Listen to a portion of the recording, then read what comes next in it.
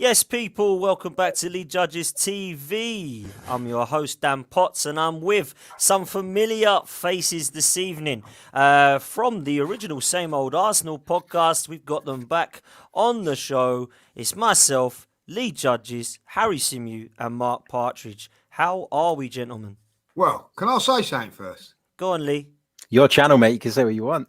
Oh, well, it was just this big talk about a new intro. Was that it? Was that it? Don't skip this, Dave. Is that it? I was just about to go and put my bins out. It was nothing compared to what we used to. You know, he bigged it up like this big new intro, and I'm waiting for it. You wait till you I'm get still waiting for it. I think it might have been the bill for setting it up that was big.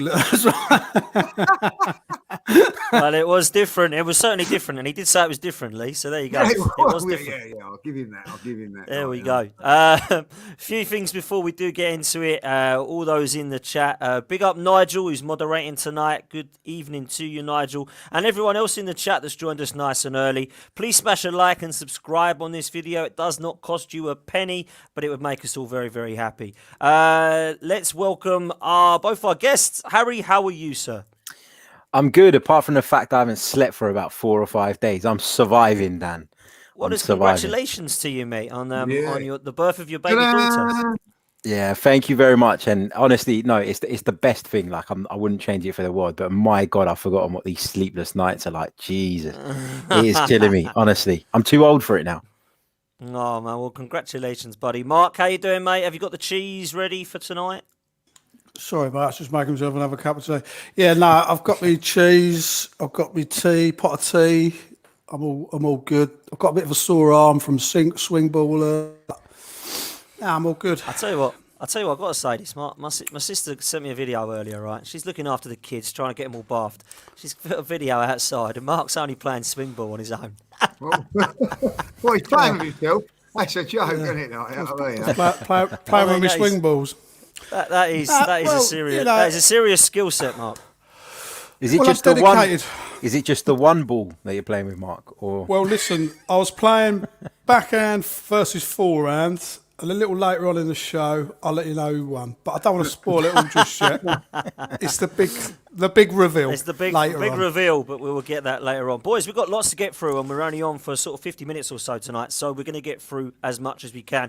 Harry, I'm going to come to you first, mate. 2 1-0 wins, 2 3-0 losses for Spurs. It's a really good weekend. How confident are you now moving into the Cup competition midweek, and of course the big North London derby going on to the weekend? Thoughts of the weekend, mate? yeah, feeling good. Feeling good. I think we all kind of, despite our outrage and disappointment at the start of the season, all recognised that the team was going to look very, very different after a few weeks. We've seen a completely new backline, apart from Kieran Tierney coming in, Ben White, Gabriel, Takahiro Tomiyasu. I think it's been a revelation. I know it's only a couple of games, but I think he's been brilliant. Aaron Ramsdale's come in, and I think he's won the hearts of the Arsenal supporters. Many of us who were not really sure if that was the right signing, but I think he's done really well so far. So I think there's lots to be positive about. Look, we're not the finished article. There are a lot of things that need improving. Still felt we lacked that cutting edge in the final third up at Burnley. But for me, I guess, having watched the game back and analysed it a little bit more closely for some work I was doing, what I found was Arsenal actually got themselves into the positions to open up Burnley. What I mean by that is they created overloads on the flanks. They got bodies forward. I was doing some analysis and I highlighted a number of occasions where Arsenal got 3-4 bodies in the box, which is something we weren't doing at all last season. If you remember, we were playing this crossing football and there was never anybody in there. So I take a lot of encouragement from that kind of stuff, because I think if the manager's setting up the team in a way where they are creating those situations, then it's on the players to get those final passes right, to make those correct decisions. Defensively, we look to have found that bit of stability again, albeit against not very strong opponents. But at the point we were at, confidence was on the floor. We needed a couple of victories. We got them. And I think there's plenty to be positive about. I think there's a new Arsenal building. The frustration is, as an Arsenal fan, that it feels like we should have been at this point a year ago. It didn't happen for whatever reason, but we're here now, and I think there's plenty to be positive about.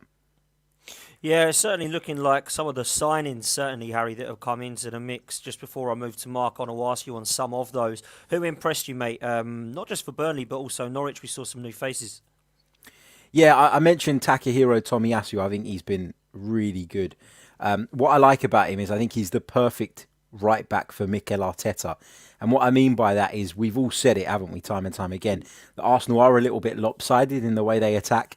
You get Kieran Tierney bombing down the left, and Arteta's obviously a little bit more reserved on the right-hand side. And Tomiyasu fits the bill for a player like that perfectly. I thought he tucked in brilliantly against Burnley, especially when Burnley went long, and you could see that Arsenal had a plan to make him tuck in and help Ben White out in the aerial challenges as well. So, yeah, I think he's been great. I think Ramsdale's been really, really good as well. Gabriel already at the club, but someone that I expect a big season from.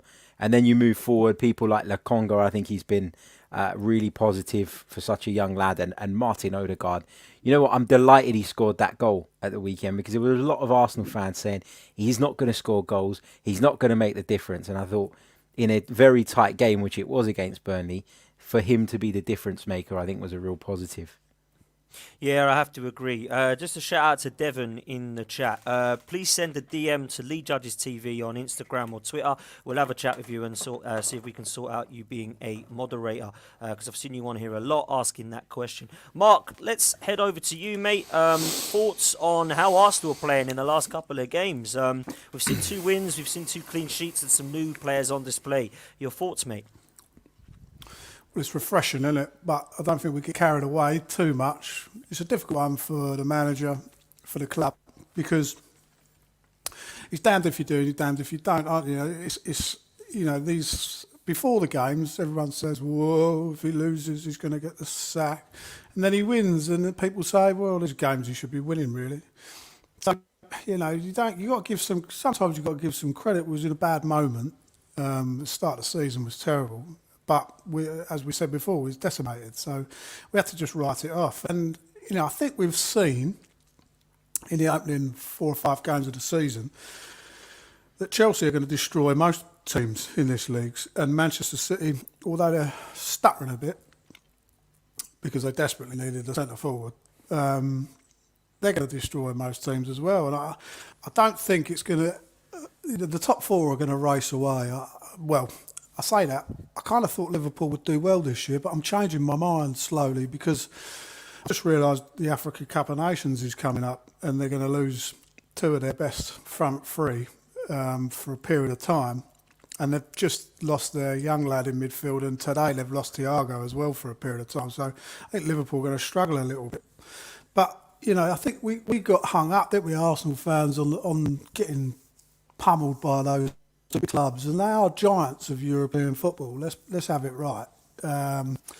So we can't take too much from those defeats, but we've got back to winning ways. We haven't conceded a goal, and I'm with Harry. I like the goalkeeper. He's good to me. I can see why we've paid the money for him. I know he's a young lad, so he will grow. Don't get me wrong, I have nothing against Leno, but then we're talking about big clubs. Most clubs seem to have 2 good goalkeepers now vying for the number 1 spot. Man United have got the England lad and De Gea. Chelsea have got Kepa and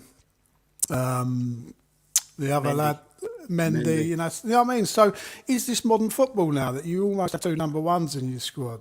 It used to be that you'd only have 1 goalkeeper who'd play every game, whether he had a broken leg or not. He'd just play. And then there's 2 goalkeepers. Now there's 3, with one of them being a sort of more tick in the box English guy, you know what I mean? So I'm happy that we've got 2 lads vying for that jersey. What's wrong with having pressure for places and people being accountable? But I'm again with Harry. Gabriel is a colossus. The lad Tomiyasu at right back, he looks great, but again it's against bang average opposition, so we can't read too much. When he's being asked to go the other way, we'll find out a bit more about him. But the key for me, and what concerns me, as always, is Tierney and Thomas Partey coming off before the end of the game. We're told precautionary, we're told potential cramps. It worries me, because they are serious leaders of this team. We talk about having leaders of the group. there's no doubt for me that Thomas Partey and Kieran Tierney, if fit and in the team, are two of the forefront leaders of this side. Forget Uber, forget the old guard. These two, if we're going to push on and progress this season, it's going to be keeping these two fit. Yeah, I couldn't agree more, Lee. It's something you said on the watch along with me that you were really concerned about Tierney and Partey, and I don't think I didn't feel any frustration with you in terms of their quality because I think they're two of our best players. I'm sure you'd agree with that. But it's about keeping them fit, and obviously the substitutes that came on, it kind of affected the chances of some of the other players on the pitch getting a chance on the pitch to come on. So, are you also worried about that moving forward now? Lee? Yeah, exactly. That's my point. It's that he's had to make two substitutions like for like because they can't go 90 minutes. So basically, you're giving yourself one tactical change in a game, and that's got to stop. They've got to be able to go through 90 minutes. Now, I get that they're just coming back from injury, or Tierney probably missed a bit of training because of the World Euros and whatever. But ultimately, they've got to last 90 minutes, so that gives the manager or the coach, or whatever you want to call him, the opportunity to make changes tactically, and he's only making one change tactically or two. Every game Tierney's coming off 60 minutes, 70 minutes into a game because he just can't cope with the physicalities of it all. Worrying as far as I'm concerned, and also worrying that the fact is that there's no games in between at the moment, so it's recovery time. He should be training at least 2 or 3 days, and he's still not doing it. With Partey, it's a little bit different because he's only just come back from injury. Played like a substitute last week, 70 minutes there. And it'd be interesting to see what happens on Wednesday, what goes from them. For me personally, I'd give him 50, 60 minutes on Wednesday night just to get some more minutes under his belt. That's what I would do, but we'll wait and see. Tierney, I would completely rest him and just make him train on first, Monday and Tuesday. Have a nice rest Wednesday, come back and on the tactical stuff Thursday, Friday, Saturday. But for me, I think, it is a bit of a worry for me on that point of view, yeah. But listen, it's still early days in the season, but, when you look at somebody that's cramping, that's not a good sign when a player's cramping, you know what I mean? It's not, Lee, but let's talk about what is looking good as signs, because this is a team now that we believe is a Mikel Arteta side moving forward, and some of them are new. So what areas of the pitch do you think look strong, and where do you think that we're still looking weak, mate? Well, I think that you've got to say up front, or the way we're playing as an attacking force is weak at the moment because 2 goals in 5 games. One of them being a set piece and one a tap-in. We're not playing, I don't think, free-flowing football at the moment going forward. But what I have seen is, as Harry has alluded on, some Tomiyasu looks. I felt, last 10, 15 minutes of the game, they put it on us, and he showed his quality. I know you're going to say it's Burnley and all that, but there have been times when people have been putting it on us, putting in balls and things like that, and going with the physical side of the game. He stood up to it, and you can only play what's in front of you. Gabriel's come back in 2 games, has been brilliant. I think that he has.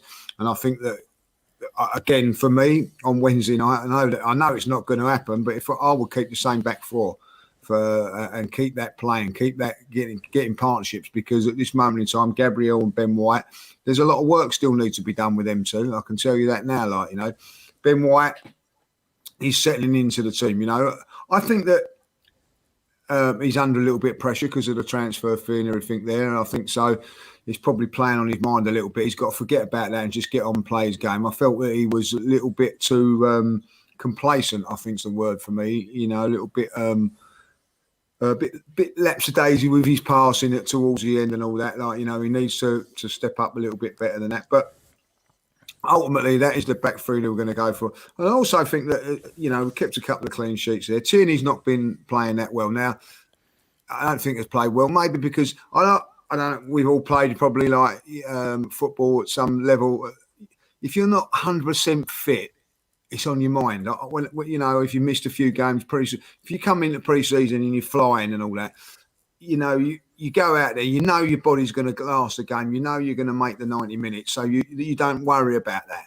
But I think that maybe that's playing on his mind a little bit, like trying to conserve energy to get through games and all that. Once you know you're completely fit, you go on that pitch and you forget about it. So I think that maybe he's playing with that thought process in his mind, because he isn't playing as well as what he has done in the last year or so.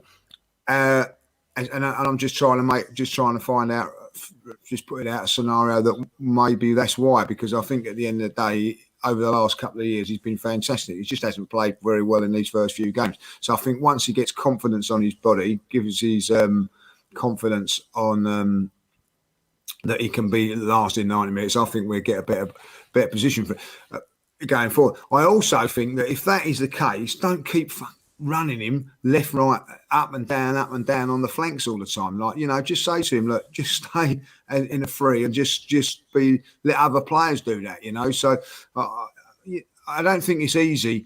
Well, funny enough, I played on the wing yesterday in the vets. You're up and down a lot, you know what I mean? You don't realise how up and down you actually go, So, and when your fullbacks are, it's going there, like, Listen, at the end of it, I'm not going to go overboard about our defending. I'm not going to go overboard about my midfield players. We've played the two bottom teams. We've got 3 points. 6 points. That's what we wanted. We've also kept clean sheets.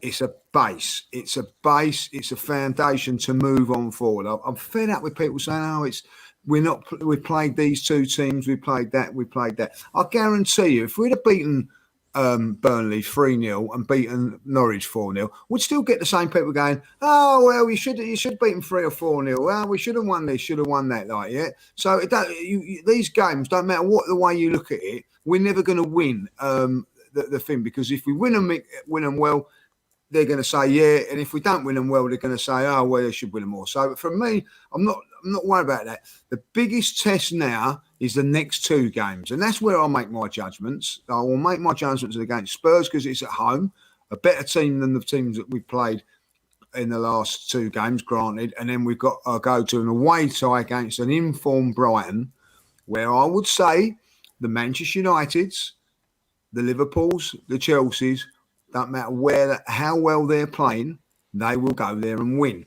And that's the difference. Look at Manchester United yesterday. That's an informed West Ham. You know what I mean? Playing really well. Got the job done. Got the job done. Whether you think it's lucky or not, got the job done. That is what I want to see Arsenal do over these next two games. Win these two games, get the job done. Because if they don't, we're back to square one with Arteta. So for me, those two games, we've got them done and dusted. It should give the team a little bit more confidence going forward. But these next two games, for me, are important. Then we've got the international break. Dan, if we are to win these two games and then go into the international break, you would turn around and say four wins plus hopefully the cup game of 5 wins after the start of the international break onto this one. That's good. That's a good foundation to go on and go well. So for me, is he turning it around? Not at this moment in time. The next two games key for me. Yeah, I think it's fair to be honest with you, because Norwich and Burnley were a lot easier on paper than the ones that are coming up. Harry, let's come to you, mate. Obviously, it's a new team. You've been a big fan of trying to get behind the team and trust the manager going into the fixtures that we've just won. So you were right to do so. Big games coming up. Where are we strong in the team, do you feel, and where are we weak? Because for me, it's obvious to see going forward, we still haven't really got a clue and we're struggling to score. Yeah, it's really hard with the forward thing, because I know we talked, us four and Graham last week, about over coaching and maybe that was holding people back in terms of us trying to make chances and stuff. I just feel like with the attack though, we're not that far away from it clicking. I do wonder if Alexander Lacazette leading the line would make a difference, because we know that he combined incredibly well with Bukayo Saka, with Emile Smith-Rowe and various other players at points last season. He hasn't had any opportunity really this time around, has he? I know he had COVID, but in the last couple of games he's not got a look in, and I just wonder if that would make a difference. I feel like we're trying to be more aggressive. We're trying to press teams higher up the pitch and trying to squeeze the game into opposition's halves, but I still worry, like the defence, it's better, but the midfield for me is still the biggest concern, even more so than the attack. You know, if Thomas Partey isn't fit, we're half the team. And that's the big worry. You know, Granit Xhaka's coming back. A lot of people don't want to see him in the side. If we're going to continue to play the way we have and be that bit more aggressive in the press, I don't even want to see him in the team. So that's the big issue for me. The midfield is always one injury away from being really average. And that's, when you look back at the transfer window and you look at all the business we've done, that is the one thing I felt that we missed, that we really needed to do. We brought Lokonga in, really like him, think he'll go on to be a great player. But I think our biggest weakness, if I was Spurs looking at Arsenal next week, I'd be looking at that midfield and how to expose it. Because even with Thomas Partey in it, he's just one man. Yeah, it's a position that I think You if we got a shouting straight for finish. Granit Xhaka there to come back in, Harry? Well, no, I he mean, is. I think Harry's Come just on, man, answered you that. missed To the be trick honest, there. to I mean, to I be honest, don't with want you, him in the team. I'm surprised about that, Harry. Obviously, I totally get why you're saying it. I don't want to see him either because I mean, I'll ask you this, Harry. Do you think he will come back in? Because I think he will. Yeah, I think he will as well. Yeah, I think he will as well. I think that's wrong. I think it's, yeah, I can't say I disagree. Like, I don't think you should bring him in. I think when a team wins consecutive games and you're obviously building for the future, like Mikel Arteta is trying, then you need to be, you need to be consistent in your selections, because if you're not, how are those players ever going to grow? But I don't want to see Odegaard dropping deeper in the midfield like he did at Burnley, because I think against a better side, a side that are actually going to come out and try and play you, that will get exposed. So I don't want to see that. I'm still not 100% sure about Ainsley Maitland-Niles, if I'm honest, although I thought when he came on as a sub, he did a really good job. He brought some legs to the midfield on Saturday and did brilliantly. But I'm still not convinced about him. And Lokonga, Lokonga's the best option for me alongside Partey. And that says a lot, because this is a player that was coming in that we were all looking at and going, well, this is one for the future. And if he gets some games under his belt, great. And now I'm talking about him starting in the North London derby ahead of all our other midfield options. So it says a lot about the lack of recruitment in that area, I think. Yeah, it does. And, I think, honestly, a Basuma figure would have been an okay transfer window. But because we kept Xhaka and didn't get that guy in, I think it made it an underwhelming one. Mark, I'll come to you talking about forward in the pitch, though, mate, because we've got Saka, we've got Smith-Rowe, we've got Odegaard, we've got Pepe, we've got Lacazette, we've got Aubameyang, we've got Balogun and Martinelli. But we cannot score goals, Mark. Why? Why can't we? Well, I think, and this may be controversial, but someone's going to have to put it out there that Saka's been poor. And I think he's just one of quite a few of the England lads who have got a bit of a hangover, possibly still struggling to get their heads round. We see Luke Shaw giving away penalties yesterday, making himself too big in situations, needlessly stopping across. Tyrone Mings giving the ball away last weekend on the edge of his box for the opposition to score. Walker's been bang average. Sterling not starting. Mount not starting. Kane's done nothing. I think he's had 4 shots, Harry Kane, in 5 games. I think I heard Bloody hell. Souness or someone say yesterday that he's been absolutely poor. But he'll get that trick next week. But it's there's a hangover there, and so Saka, I think he needs to be taken out. But then, do you take him out, or do you start him in midweek and hope that he plays well and gets a bit of confidence going in the North London derby? It's hard, isn't it? I mean, personally, I wouldn't play Tierney or Partey in midweek. Priority is the London derby. But you're talking about going forward. It's just too easy to stop in it at the moment. There's no partnerships. I don't see any real combinational play. I don't see anyone gelling and clicking. You look at Liverpool when they were flying, or you can go all the way back, can't you, to Blackburn, which is the SAS, Shearer and Sutton. I think we know that 2 up top's gone, but Liverpool have turned it into a 3, and Man City have done the same, but we don't seem to have that cohesion in our forward play, and that will come from the creativity being made in midfield.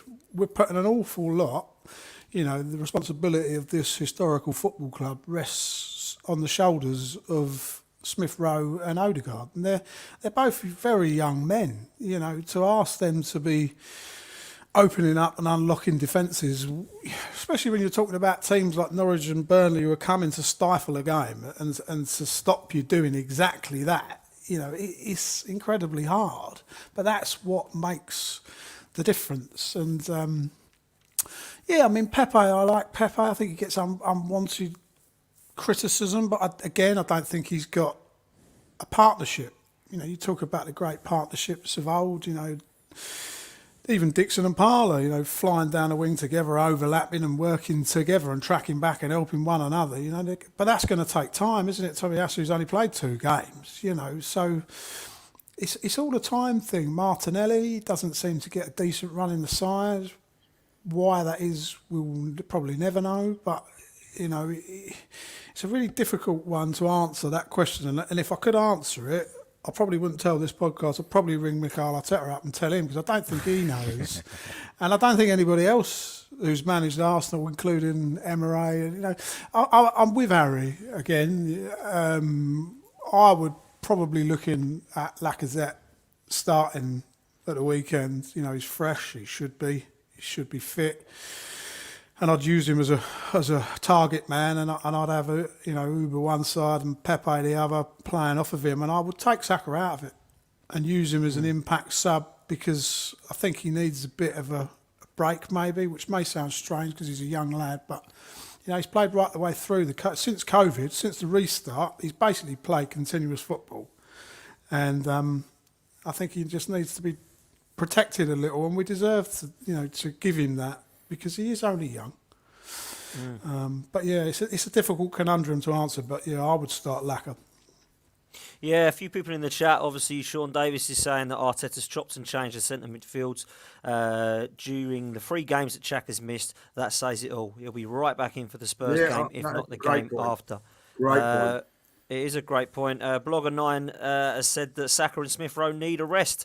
If they was at any other top 6 side, they would have been benched for a period. Saka especially looks burnt out. Martinelli is not good enough, apparently. Well, Martinelli is not getting given a chance. Mark, I'm just going to stay with you before I come to Lee, because on Wednesday night we've got a cup game against AFC Wimbledon, and I believe personally that we need to keep a stronger team than we usually have over the years, because we haven't got Europe, and we need some momentum going into the Spurs game. So if I was to give you some names, who would you look to kind of rest? Who would you look to go with for the midweek game? You said Lacazette potentially starting at the weekend, but what about midweek? What would you do, mate? Yeah, well, you need some minutes, so I'd probably start him, again. I'm not necessarily sure that Pepe needs to start, but why not start Martinelli in a midweek game against AFC Wimbledon? Because if he can't do it, then when is he going to do it? That's the question, isn't it? Lokonga, I'd probably start some. He's really been good. Ben White, I'd keep in there. I don't think he needs taken out of it. I just think he just needs to play football. He needs to get used to playing in this historical shirt for this big club, and I think he just needs to play. And he is going to make mistakes, Ben White, because he is going to be the one who's going to take the chances coming out the back. He is the ball progressive defender in the team, so he will make mistakes because he's kind of there to take those gambles. But we obviously don't want him to do too many. We're hoping for an upgrade on Luiz, but it may take a year or 2.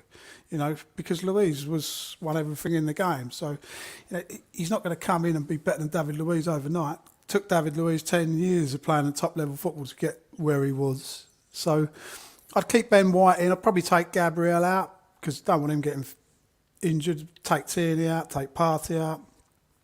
So I'd start Maitland-Niles would get a start for me. He needs that.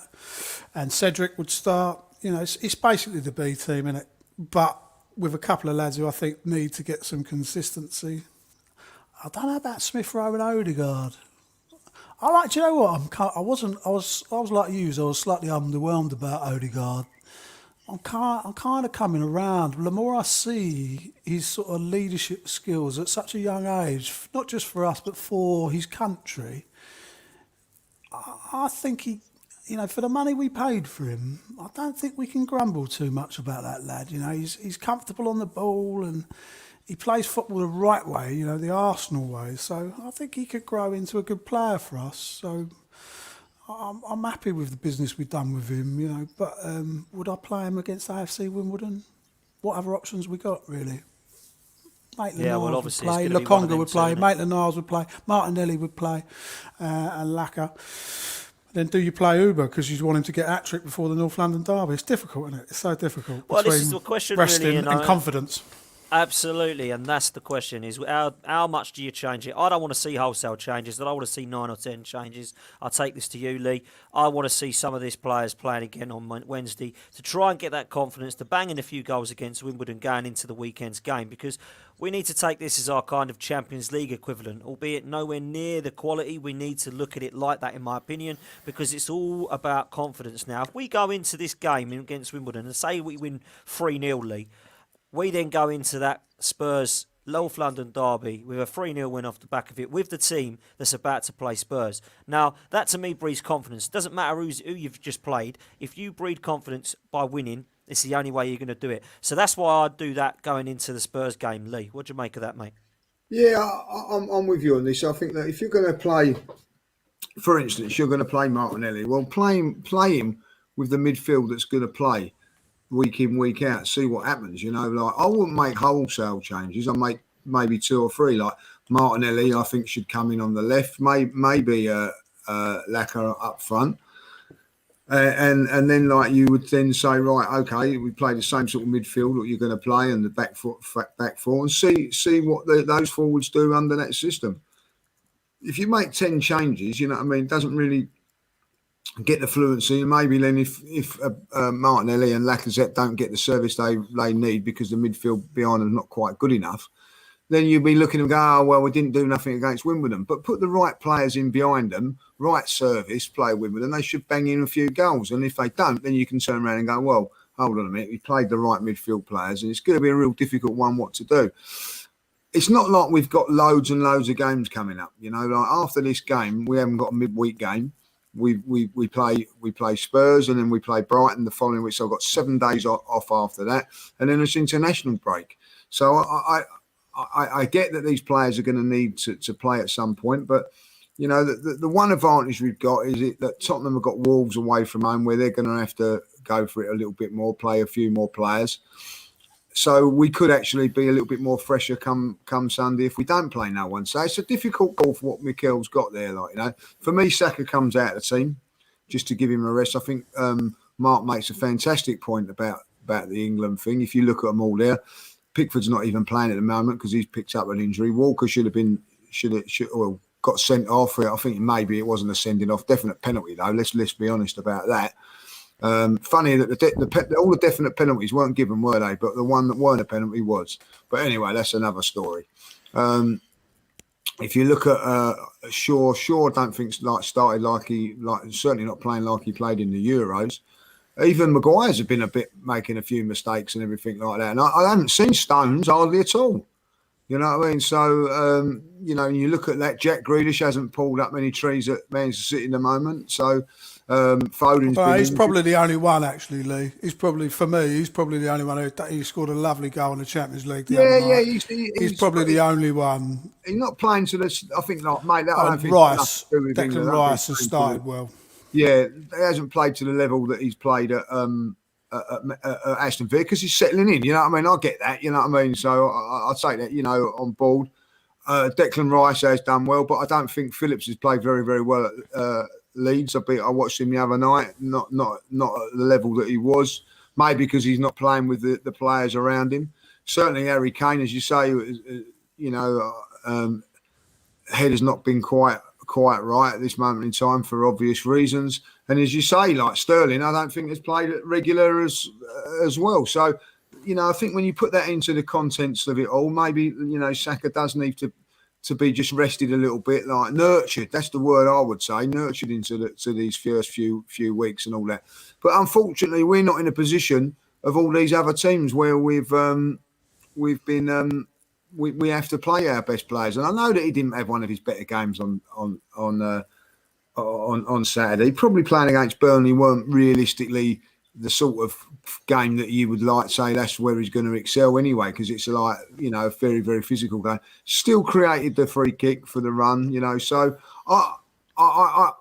for me, it's a massive call if he was going to leave him out the North London derby. So I would say, try and rest him up. We've got an opportunity to rest him up here, and then maybe go to the international. But I don't know how many games we've got on the international break coming up. I know we had 3 last time. We've got another 3 because we're all playing catch-up, haven't we, for games and all that, So, listen, maybe get a game in for England as well just to keep him going. But other than that, as I say, I wouldn't make too many changes. I think this is I want to listen. We're in a position because we got Wimbledon. It was a good draw for us where we could probably make a few changes. I'll be fair, but say if we was playing Wolves or West Ham or Man United today, I wouldn't expect us to make any changes. I'd expect us to go with our full team in the Carabao Cup, you know what I mean. So we've got the option to go full strength, and not when you've got easier opposition. So they may look at it, Mikel, and just think, look, we've had a good draw. We're at home, Wimbledon. We can make a few changes and still get through this game. And probably they'll all be on the bench anyway if things are not going well. The only thing we would add, Dan, quickly, just is that go on, we've only got 2 competitions we can win this year, and this is one of them. Yeah, so I said that. we don't want to be losing. No, I totally agree. Totally agree. Yeah, I agree, and I think one of them don't start till January, so we've only got this in the league. We ain't going to win the league, so we've got to go for it, haven't we? Harry, let's bring you in before we start getting into the Gooner debate question that you've kindly going to put on offer as a surprise for us after this. But I'll come to you first. What would you do on Wednesday night? Are we going to see Charlie Patino and some of the younger lads, or do you think he's going to go strong? I'd love to see Charlie Patino. I'm not sure about how many of the others I'd throw in, if I'm honest. I think we've got enough players in the first team squad that could do with minutes and need some minutes under their belts. We talk a lot about sort of Martinelli. We've talked about a couple of others, Lacazette. I think all those players need to come in. Maitland-Niles can have a game, etc., etc. So I think the difficulty that Mikel Arteta's got now is, I know you guys say it's one of 2 competitions that we can win, and I completely agree. But the Carabao Cup is not Mikel Arteta's priority this season, right? He might see it as an opportunity to take some pressure off himself by picking up a trophy. But Arsenal's remit this season within the club will be to get back into Europe. And that will be via the Premier League first off. So I think he's got to strike a balance here between picking a side that is strong enough to get rid of any risk of there being an upset on the cards, but also it has to be a side that isn't stupid in the lead up to the North London derby. I mean, can you imagine he went really strong and then we lost a key player going into the North London derby? He'd be crucified for it. And I just think that despite picking up 2 victories in the last couple of weeks, the pressure is still firmly on Mikel Arteta. And if I was him, I'd be very risk averse. I'd look at it. I'd put Laka in up top. I'd put Martinelli in. I'd probably give one of Smith Rowe, Odegaard and Pepe a go on the left. In the midfield, I'd bring Maitland-Niles in. I'd bring Cedric in at right back. I'd bring Tavares in at left back. I'd put Leno in goal. And I'd bring probably Pablo Mari and Rob Holding into the centre of the defence. So I think that's a team that still rests people, but is still strong enough to beat AFC Wimbledon. So to kind of get rid of that worry that an upset might happen.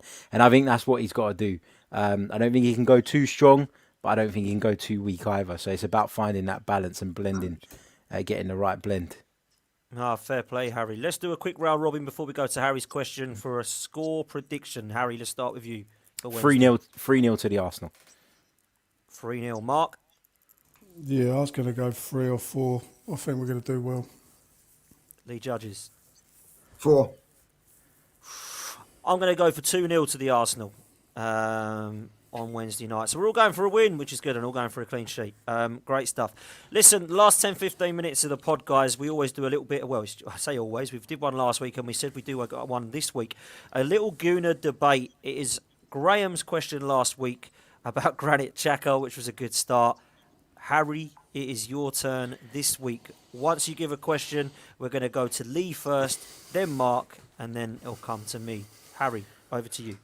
So, knowing what you know now, would you have, as Arsenal Football Club, pushed Arsene Wenger out of the door at the time that we did, if you knew what was going to follow?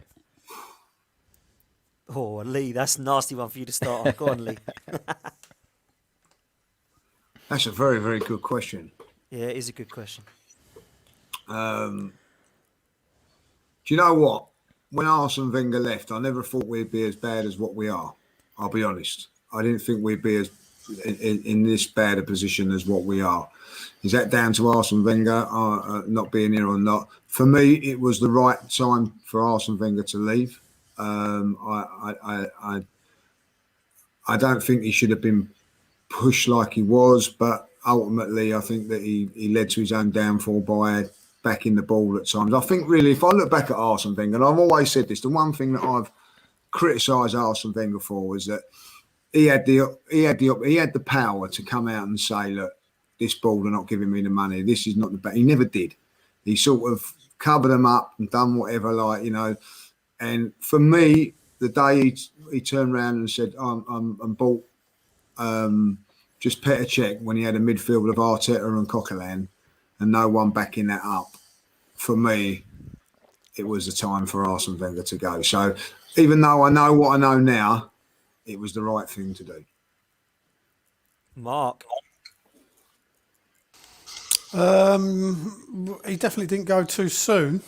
He might not have gone soon enough, in my opinion, but every good thing comes to an end, and whoever tries to follow, it's going to be hard. You know, you can look at Manchester United. You know, they chucked tens of millions of pounds trying to replace Alex Ferguson, and they got in some of the best managers in the history of modern European football, in Louis van Gaal, Jose Maurizio. You know what I mean? They tried everything, and they're only just starting to get things right. And it's no coincidence, by the way, that Alex Ferguson is very heavily involved as a director of football at that club once more, in meetings, lunch meetings with Ollie, on the training ground. He's being seen more now than ever before. And they're starting to turn the tide, and you know. So whoever came in after Arsene Wenger was doomed because of the mess he left the place in. But for me, it wasn't really Wenger's demise. I guess the problem wasn't Wenger. The problem was David Dean leaving the board and the Kroenkes taking control. That was when the club died. That's when the problem started. But everybody will blame the manager, but it really wasn't his fault. He lost David Dean, then he lost the power in the transfer market, and things started to go from bad to worse for him. So his hands were really tied. The ground, who could have foreseen? You know, we were competing against Manchester United, and the only thing that was different was that they had 74,000 fans every week, and we had 38. And so to close that gap, to be more competitive in the wage structure and stuff like that, when we're competing for players, we moved to the Emirates to compete with Manchester United. Nobody in the world foresee the money that will come into football from the TV media revenues. And had we have known that, we would have never moved from the Emirates. There's no point, because the gate receipt's now dwarfed by the TV money. So, but, you know, we had to pay this ground back for 10 years, 5 years, you know, selling our best players. You know, that didn't help him, did it? You know, so it wasn't all Wenger's fault. But, you know, you've only got to look at the Chelsea model. You know, they change their manager whether you win the European Cup every 2 or 3 years, and they don't do too bad, do they? So, I don't know. Is the days of one man running the helm of a football club for decades gone? I would say yes. Mm-hmm. No, fair play, Mark. I think you make some great points there, particularly around David Dean and the Kroenkes, mate. So fair play to you. Go on in, Harry. I'll have a go after you. Go on in, Harry. I'm going to say no. I'm going to play the other side of the argument. I'm going to say no. And not because I don't think that Wenger needed to move on. I think we all felt that we needed that change. But I think if I was the football club, I would have tried to be more prepared for that departure. I think as a club, you needed to recognise that Arsene Wenger leaving was a big thing. You know, it was the whole culture of the club changing. This was a manager that was there for 20 plus years, who was ingrained in every aspect of the football club. And if you're asking me now, in 2021, who would I prefer to run the club?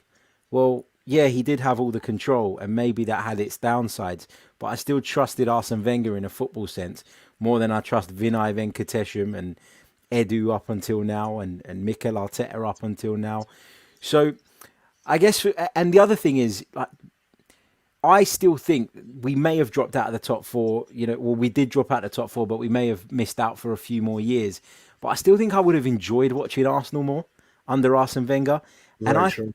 over the last few years as a fan, I've really realised that, and maybe actually more so now that I work doing what I do, where Arsenal, yes, it was always my life, but now it's like my work and my life, and it's like there's no rest from it.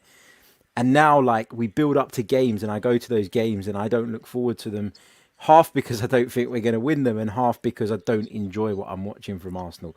So I think over the last couple of years, I've learned to value enjoying your team. I think that's really, really important, as well as the results and as well as what comes off the back of it.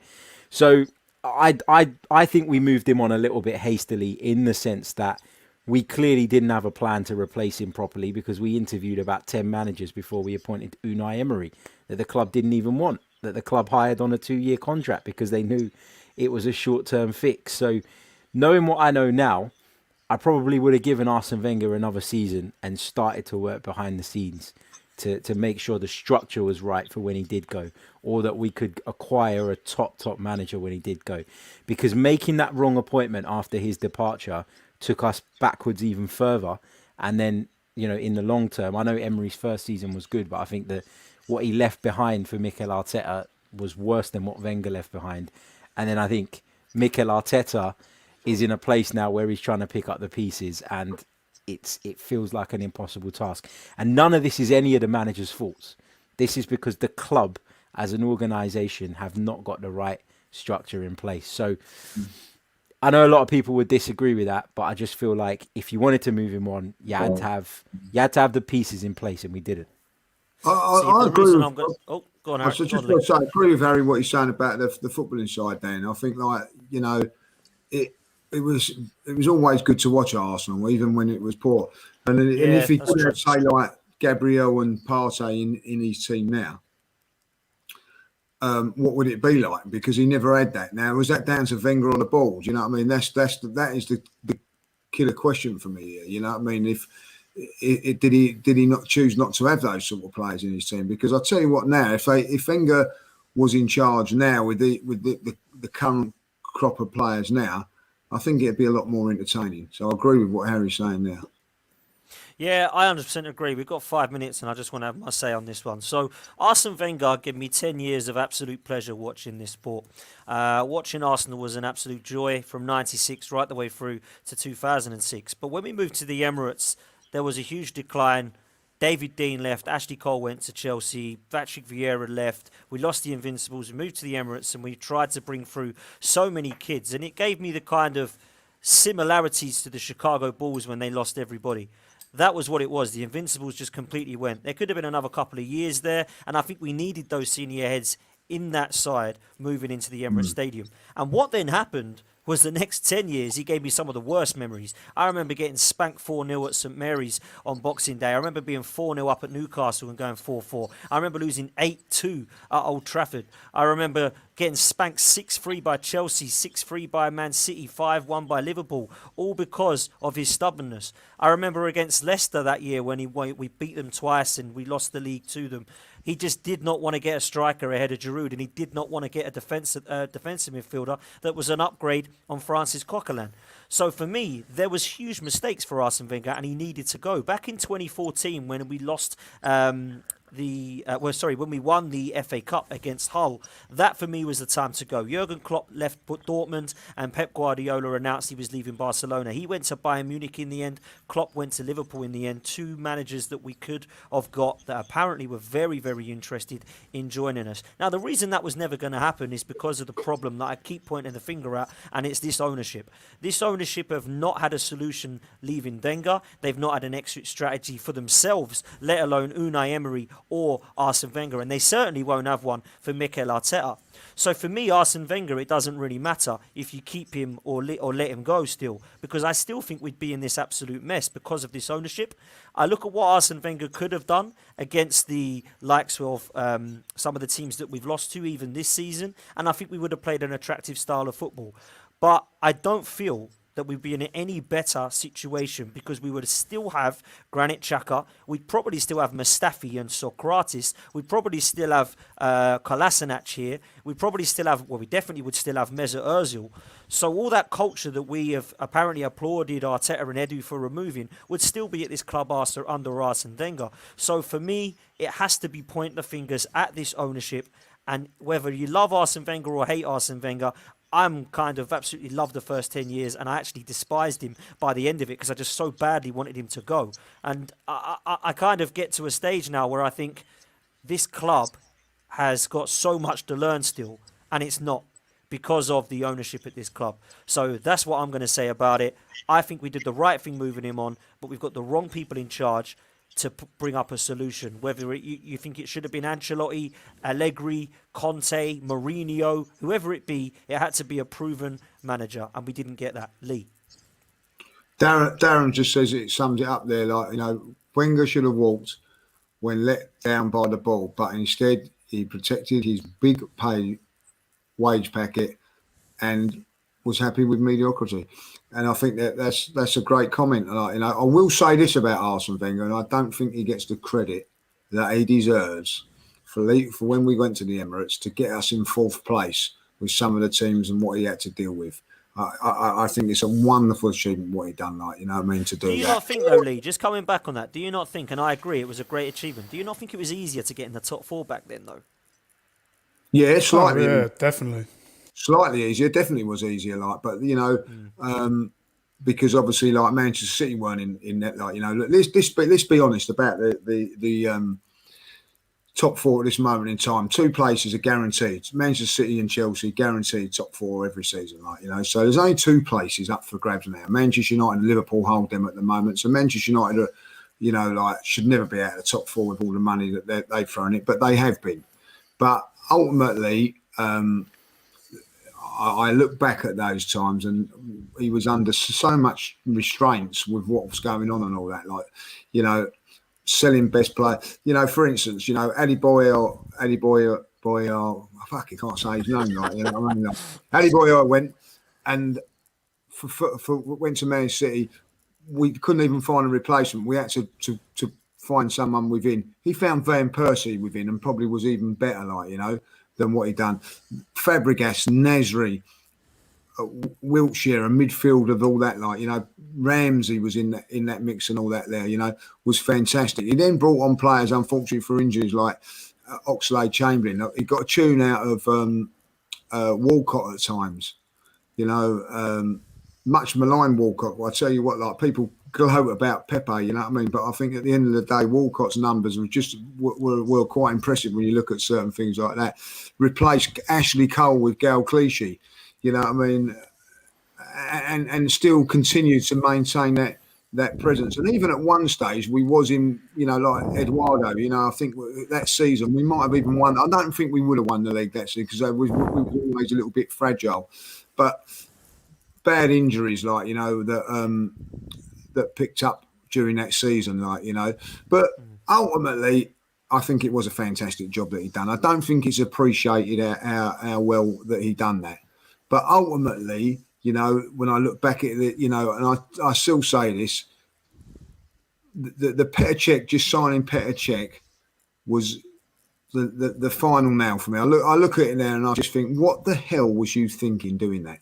What was your way of going on that? If you remember right, I don't know if you remember the game, West Brom away. It was. We was playing really well. Coquelin got injured. Do you remember? We brought on, I think Arteta come on and got injured as well, if I remember right. Something like that. And we give away, I think, did we miss a penalty? I can't remember. Or give away, I think Cazorla missed a penalty to win it. But we ended up drawing the game and we lost Coquelin, who was, and then our midfield was shot to pieces. And I think we may have even brought El Neni in that window, which it just wasn't good enough, and that was the biggest mistake for me.